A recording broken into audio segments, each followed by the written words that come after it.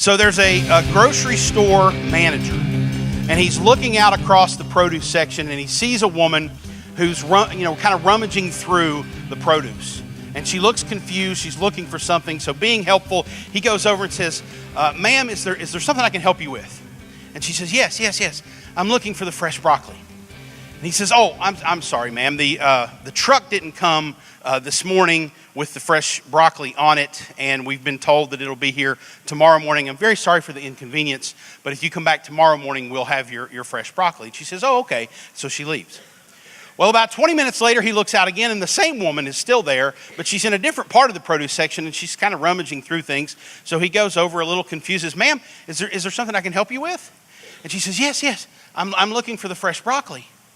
And he says, well, I'm sorry, I thought I told you the truck didn't come this morning. Very sorry for the inconvenience. Tomorrow morning it'll be here. I'm really sorry, but you'll have to come back tomorrow. She says, oh, okay. And she leaves.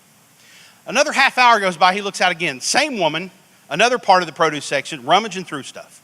Now he's a little perturbed. He goes over and says, ma'am, is there something I can help you with? And she says, yes, I'm looking for the fresh broccoli. And he says, all right, ma'am, let me see if I can illustrate this a little differently. What are those over there? And she looks and says, cantaloupe. And he says, spell the can in cantaloupe. And she says, C-A-N. And he says, that's right. Now, what's that over there? And she says, lettuce.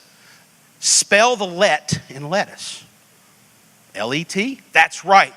Now, spell the frick in broccoli. There's no frickin' broccoli. Exactly. So, what that sort of parallels to is we as marketers and as business owners have been banging our head against the wall for the last decade, asking the same questions over and over again. We are looking for some sort of different answer the way that lady was looking for some sort of different answer to where the fresh broccoli is. We've been asking, how do I get more fans or followers? How do I drive more engagement? Which channels should I use? What do I do with negative comments? How do I measure the ROI of social media? We've been asking those same questions for a decade. I've heard the same, I will hear the same questions today, mostly, that I heard 5 years ago and 5 years before that, doing this around the country and around the world on stage. And it kind of got to me that why do we keep banging our head against the wall thinking someone else is going to offer a different answer or a better solution? Or better yet, why is it that we keep looking for that was easy. An easy button? There is no easy button. There is no different answer. There is no shortcut to this. There is no frickin' broccoli, and we need to get our head wrapped around this. So, as uncomfortable as this realization might make you, I'm going to give you a 6-point blueprint today to digital marketing success to lay the groundwork for the foundation building that you're going to have over the course of the rest of today and tomorrow with the other speakers who are going to get far more in the weeds than I'm going to get. And unfortunately, what you're about to hear is probably stuff you've heard before. It's probably the same things you've heard over and over again, but we're not wrapping our heads around it. We're not listening. We're not understanding that the answers to the questions aren't changing and the answers to the questions aren't different. So we're going to go over this blueprint for success, and hopefully by the end of it, you're going to realize he's right. We have to get our head wrapped around the fact that there's no big red easy button to push. Now, I'm sure Now Marketing Group and other agencies and whatnot will tell you, well, yes, there is an easy button. You can hire us and we'll do it for you. And that's fine. That's a good little gimmick. But when it comes to doing things that are going to move the needle with your audience, with your customers, with your business, there's no shortcut. There's no easy button. There is no fresh broccoli. So, you guys ready to get the blueprint? Are we fired up? Come on, don't go to sleep on me now. I got to keep you guys up and energized for the rest of the speakers, or they're going to be pissed. So we're going after it. All right, the 6-point blueprint to digital marketing says, what's the first rule of communications? Anybody? Know your audience. If you do not know your audience, how in the world are you going to persuade them to do something if you do not have some sort of context as to who they are? If anything, the social media movement has taught us that no matter what we do, no matter what we make, no matter what we provide, it doesn't matter if it's not focused on the customer, if it's not focused on your audience. How can we make or provide something of value to people that we don't know? It's absolutely impossible.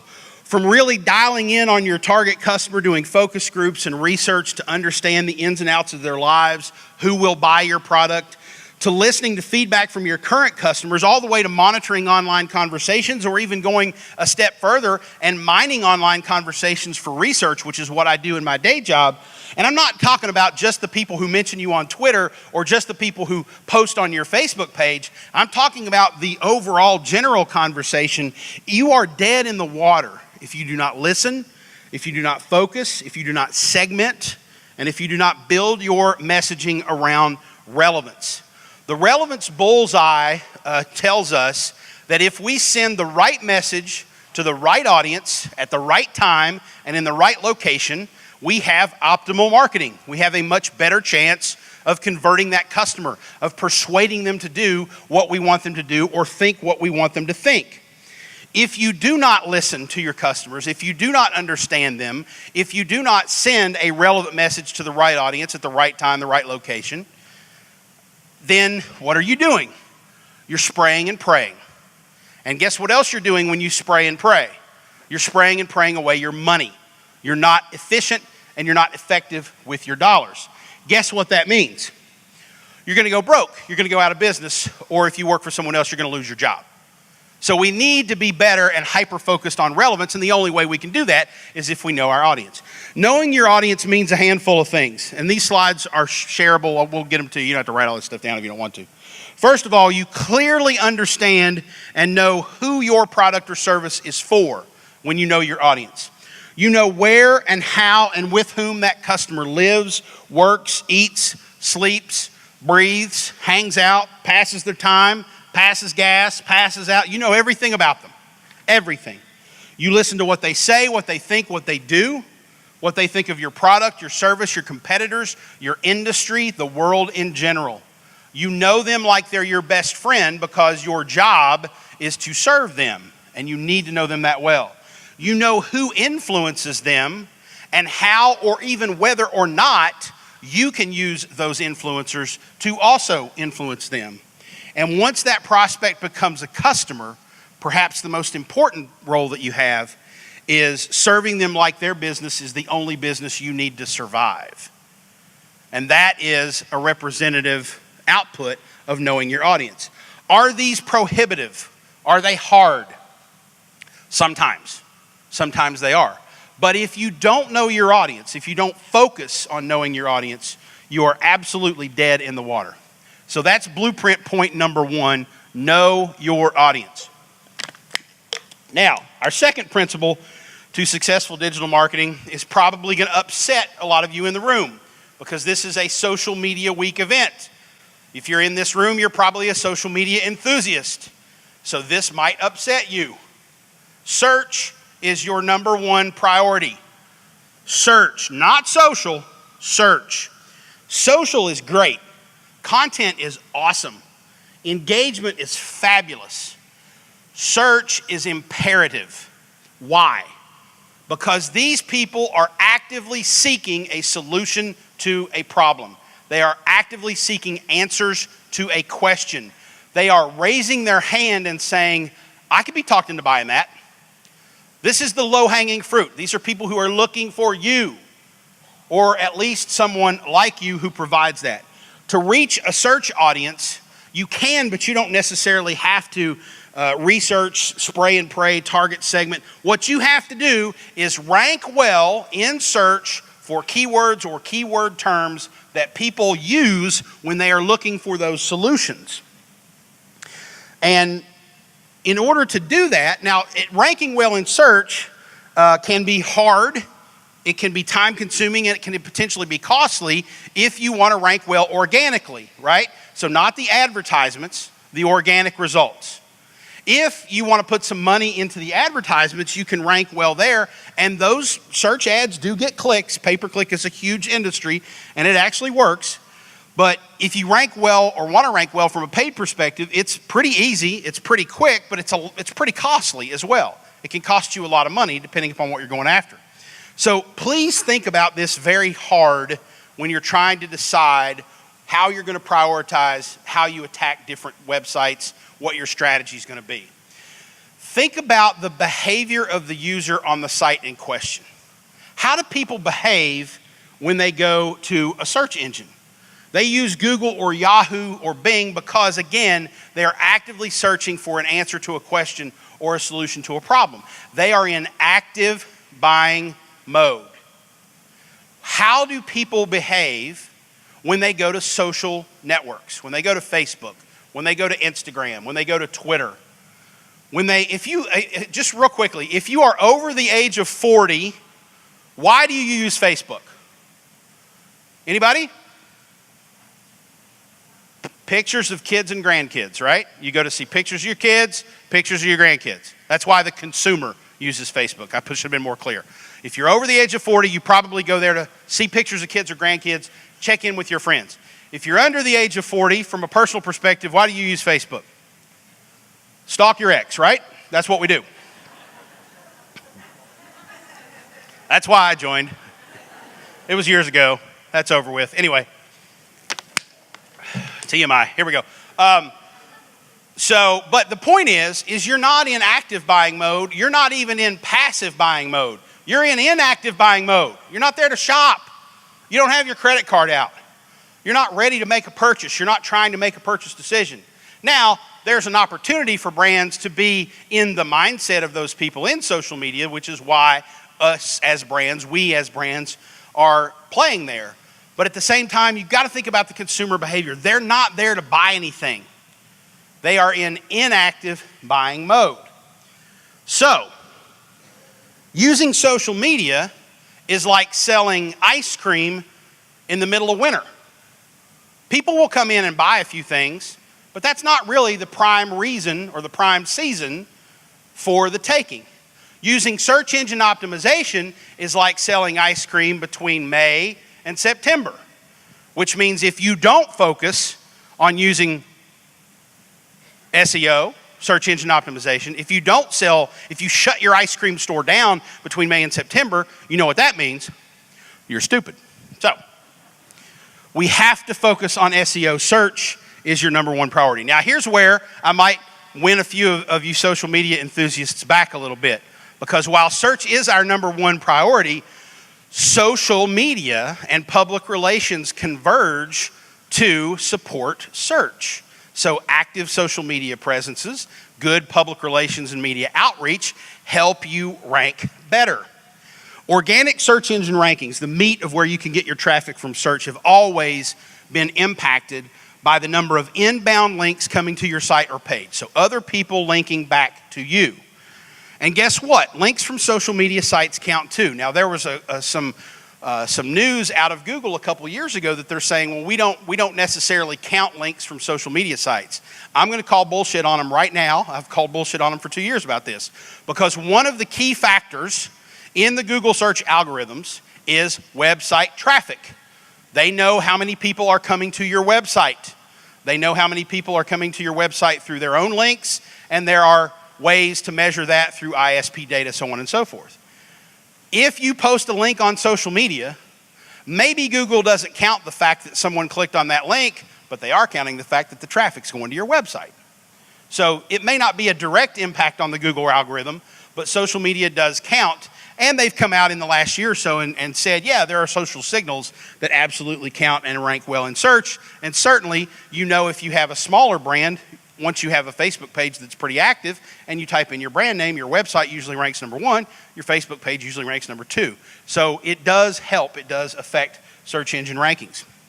So, what do we know about Penguin, Panda, and Hummingbird? These are search engine algorithm updates, the names of the algorithm updates that Google has made in the past few years. What Google has been trying to tell us is that they're putting their money where their mouth is. All along, they have tried to tell us that in order to rank well in search, you need to not game the system. You need to not go out and collect a bunch of links, and it doesn't matter where they're from, and you just need to tally more things in their algorithm. What they have tried to tell us is that the old techniques, basically collecting links, are no longer relevant. So now they're counting different signals than they used to a couple of years ago. So what signals? How many people are linking to your site recently?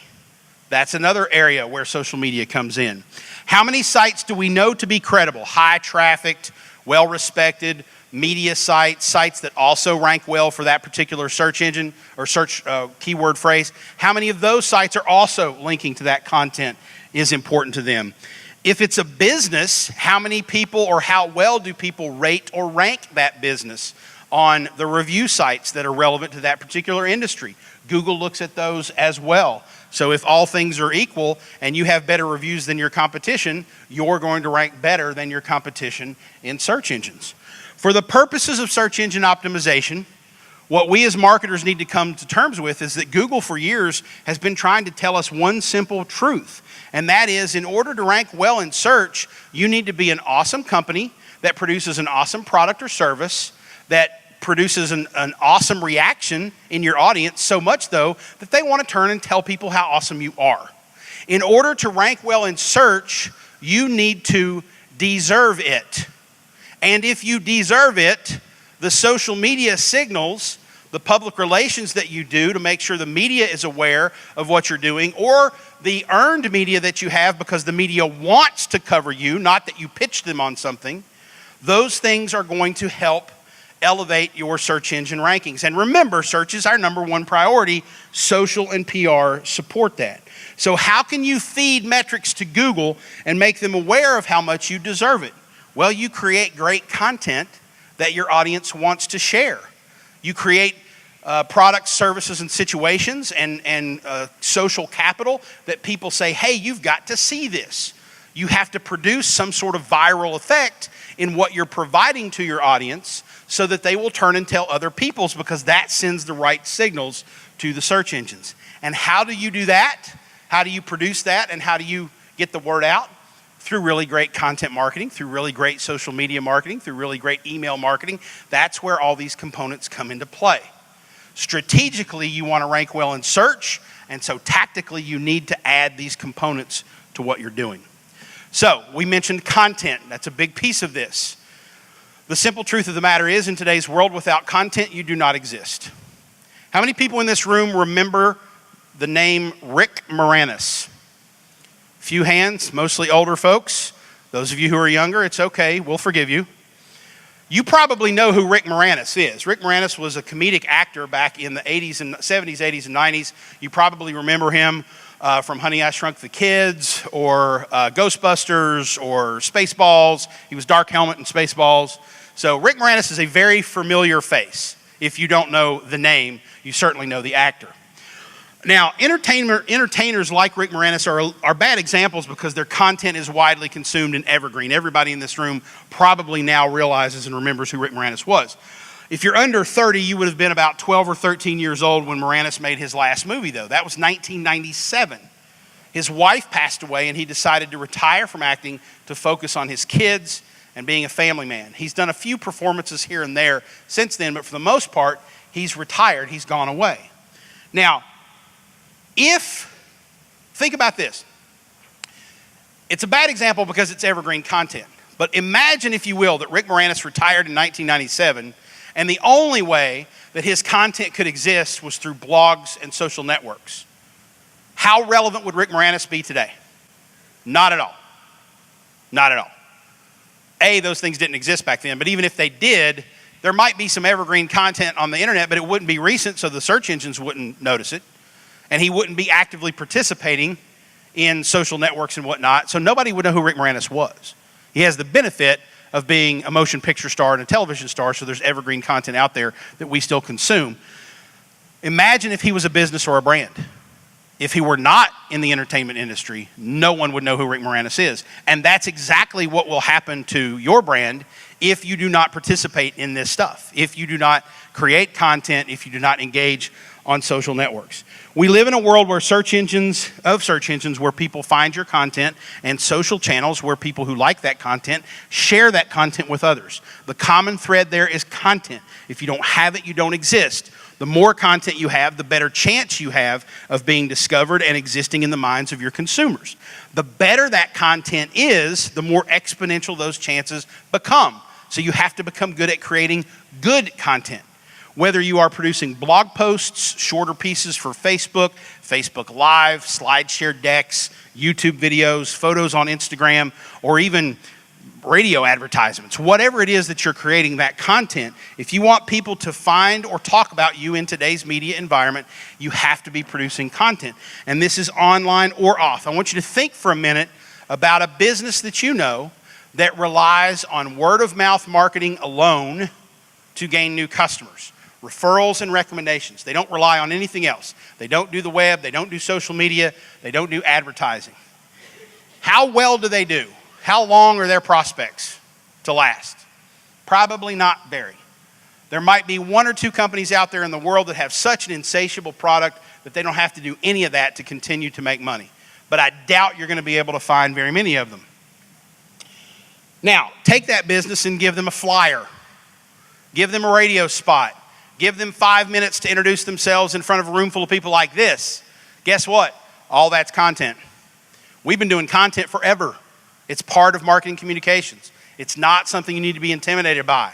It's just that the opportunity to publish that content in multiple channels is massive now. It's bigger than it ever was before, and all of a sudden we're using a term like content marketing to describe it and not saying write an ad, do a press release, talk to your customers, figure out a sales pitch, grip and grin and exchange your business cards at a networking event. All that is content and has been. Your job as a business, not as a marketer, your job as a business is to make sure the people who might do business with you know what you do and why they should do business with you. By definition, that means you create content. I've long held the belief that we as marketers are now in the holy smokes business. Everything we do, from writing a speech for the CEO or the owner of the business, to standing up and speaking at the local Rotary or Kiwanis Club or a Chamber of Commerce meeting, to tweeting, to doing a live video on Facebook, everything we do, our job is to make someone in that audience say, holy smokes, that's insert adjective here. And it could be, that's funny, that's sad, that's amazing, that's something I have to tell someone about, that's something I have to purchase. Your job is to flip that emotional trigger.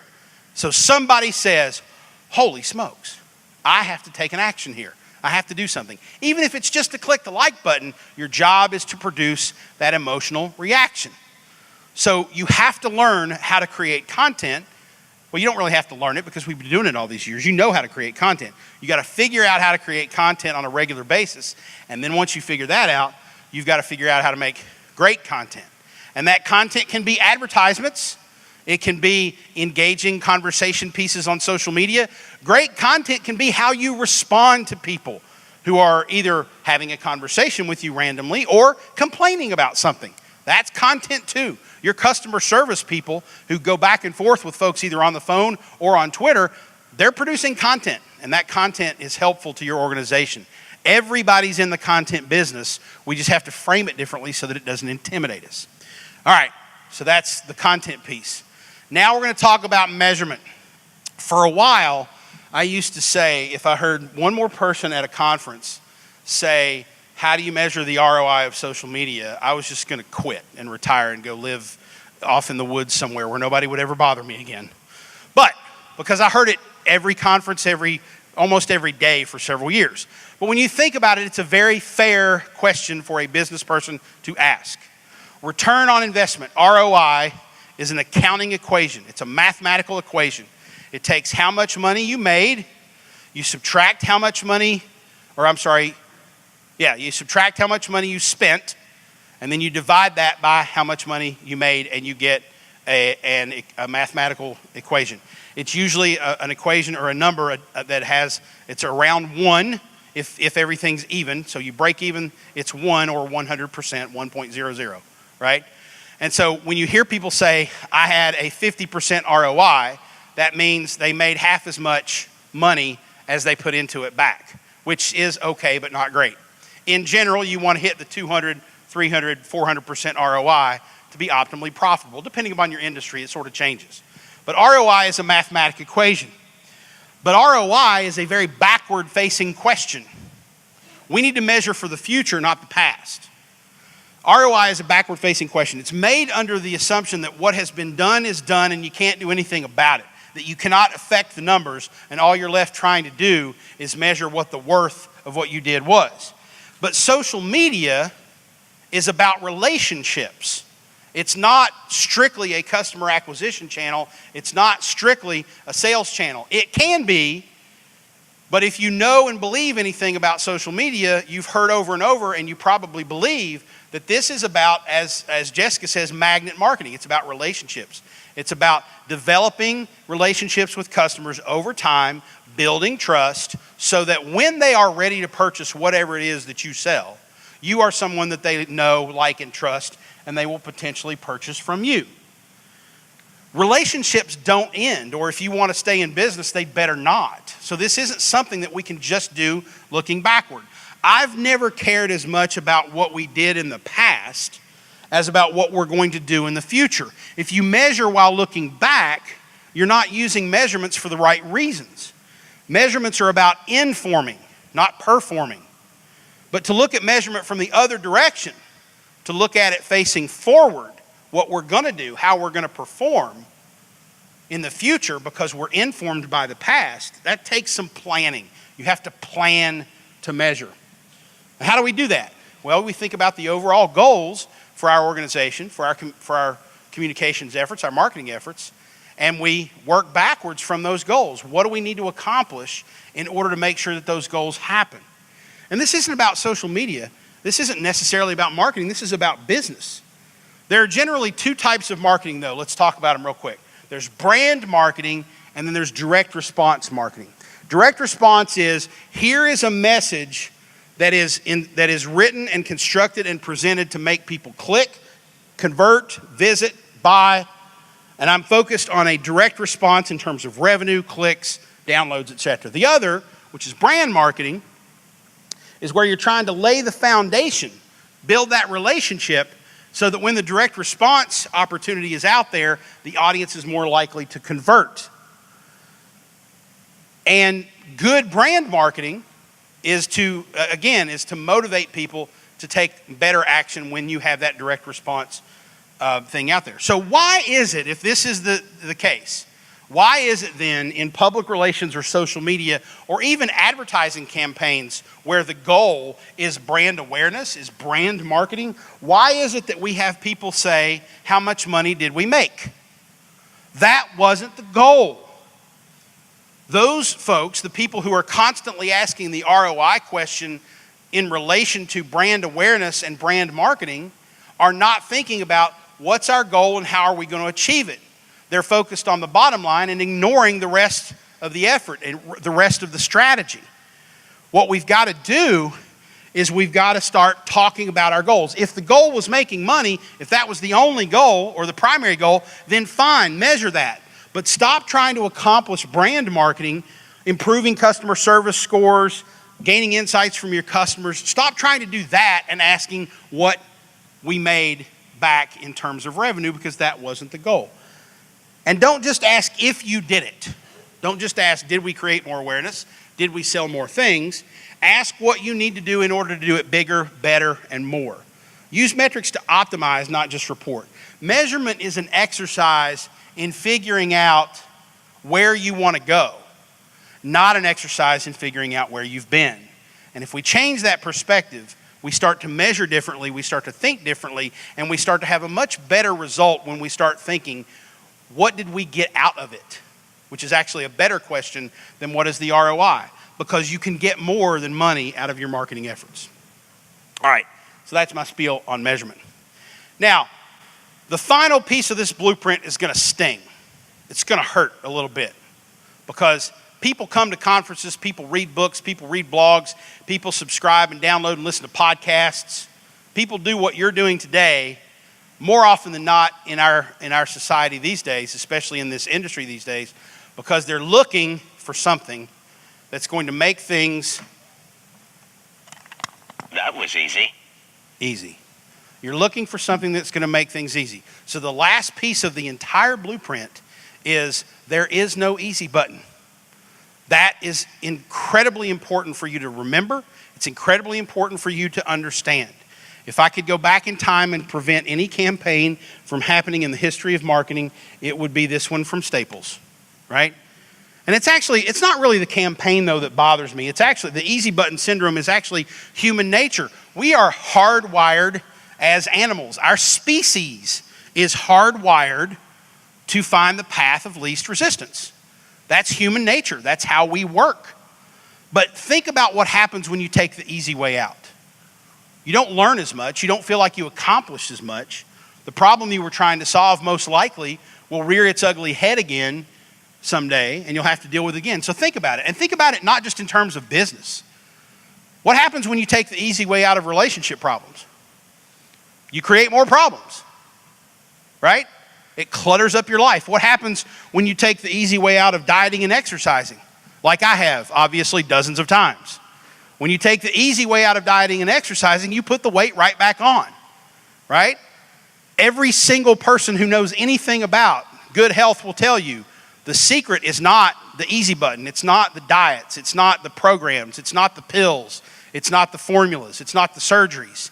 It's exercising every day and eating the food you're supposed to eat and not eating the food you're not supposed to eat. I obviously have a problem with this computation.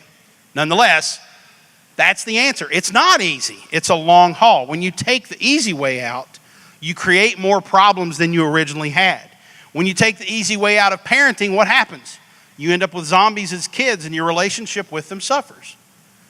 There was a really smart guy one time who ran this country, and he said something very profound back then that I repeat on a almost regular basis, especially to my kids. Theodore Roosevelt, nothing worth having comes easy. Think about the things in your life that are worth having. Think about the things in your business that are worth having. Were they easy? Probably not. Can you go to GoDaddy and in 6 minutes throw up a website? Yeah, that's easy. But can you throw up a website that's going to attract customers, convert customers into sales and whatnot in 6 minutes in an easy fashion? No, you can't do that. You can do some tactical things that are easy, but the things that are really worth having take work, they take effort. How many conferences have you been to? How many events have you been to? How many speakers have you heard speak? How many speakers are you going to hear in the next couple days? Very smart people who have very smart things to say to you, and you should take notes and follow their instructions and their ideas because they're going to help you. That's why you're here. I'm not saying it's not worth being here.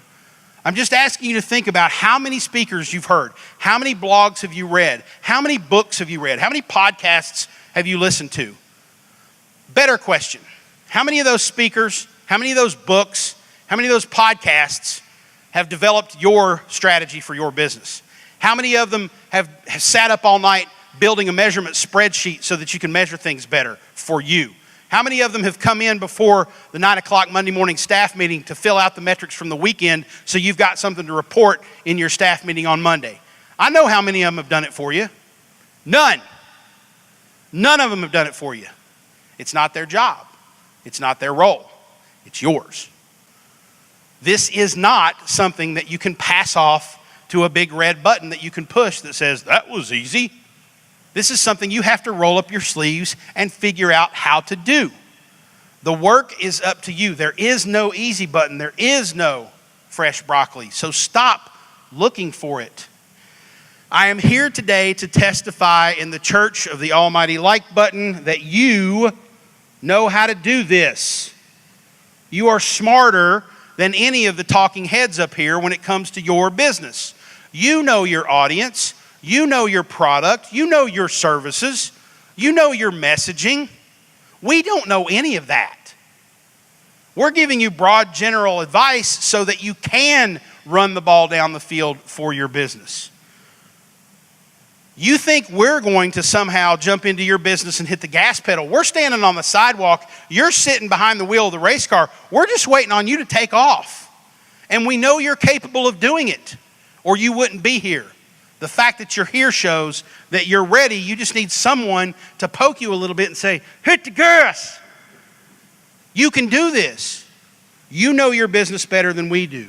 You know your audience. You know your brand. You know how to tell your story. So take a moment, take a day, take a 2 or 3 day retreat.